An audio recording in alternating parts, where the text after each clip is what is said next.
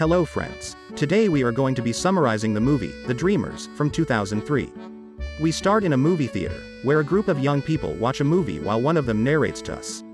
He tells us that he is in Paris, and that those events happened when he was 20 years old. He had gone to Paris to study French, but he thought that his true education was in the cinema. He was part of a group of people who loved to watch movies, the cinephiles, and who sat in the front rows to receive the experience of the cinema from as close as possible. The government had fired one of the film professors from the place, and the other cinémathèques in Paris had come out to defend him. The protagonist tells us that this was the beginning of his cultural revolution. Matthew, the narrator, meets a girl who had been watching for a while. The girl had tied herself to the entrance of the cinema, or at least pretended to be. She asked the boy where he was from, and he said that he is from the United States. After that, a boy named Theo arrived, who looked like UN leader of this cultural revolution. Theo grabbed the girl's hand, and they ran out of there because there was a riot around. The cinema protests turned into a confrontation with the police. Matthew was left alone with Theo and the girl, who was named Isabelle. They realized that they had many things in common, and Matthew said that in just a few hours he was already in love with his two new friends. The next day, the phone woke Matthew up. It was Theo, who invited him to a drink and dinner at his house a couple of days later. Matthew arrived and seemed surprised by everything that Theo and Isabelle showed him. There we learn that Isa and Theo are brother and sister, and we also meet their mother and father. Matthew is a very polite and kind person and always tries to explain what he is doing.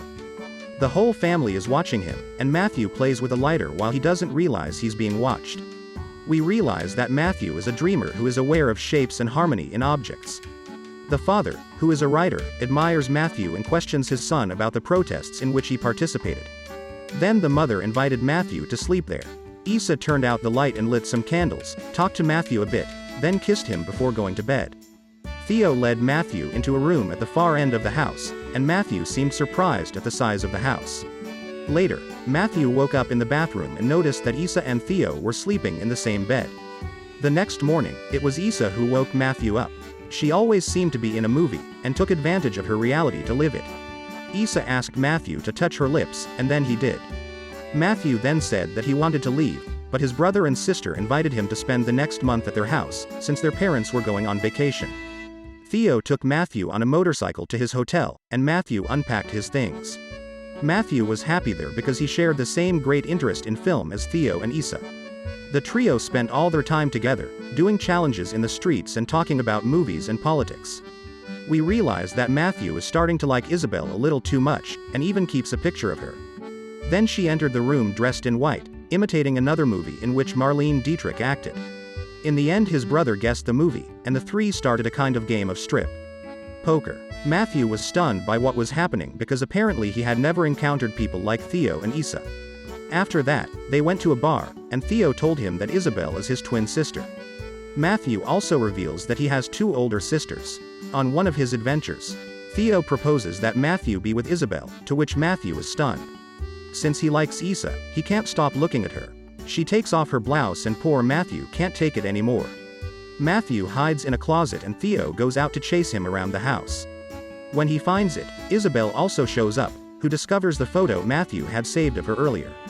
In the end, Matthew ends up fulfilling Theo's wish, who in the meantime was cooking some eggs while smoking a cigarette.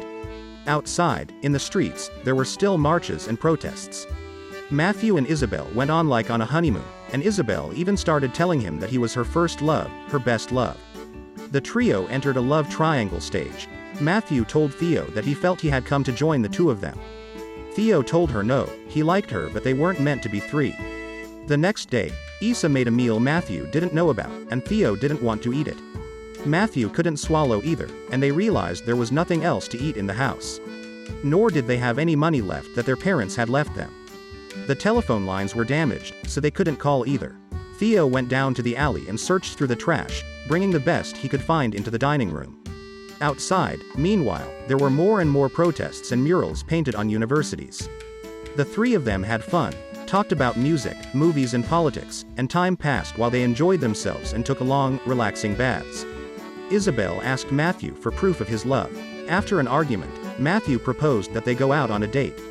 They went first for a drink and then to see a movie. They sat in the back of the room, where they could kiss. Leaving, Matthew saw on television that part of the business had been closed in Paris and that the protests had grown. It was no longer just moviegoers who were demonstrating, but a large part of the population of Paris. Matthew said he didn't quite understand what was happening. They then returned to the apartment, where Isabelle showed Matthew to her room. He was surprised because he had never seen a room like this, since in the United States he only saw identical houses with identical rooms. Isabelle heard Theo's voice outside and began to cry. Matthew tried to comfort her, but Isabelle forgot about him and cried as she called Theo. Theo then went to get some wine from his parents' wine cellar and offered Matthew a drink.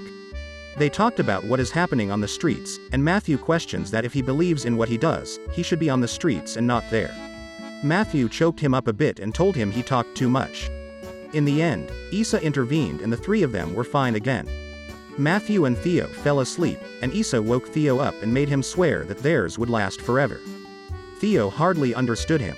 The next day, Theo and Isa's parents entered and found the house destroyed, and saw the three young men asleep. They decided to leave them a check and better go back. Isabelle woke up and found the check, realizing that her parents had come in and seen everything. He went into the kitchen and silently connected a hose. He lay back down between Matthew and Theo, and turned on the gas. At that moment, someone threw something inside the house and Isa realized that there was a large demonstration outside. Isa hid the hose and the three of them went down to join the march.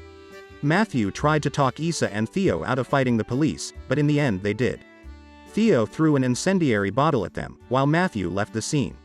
How about this movie? What do you think happened next? Tell us in the comments.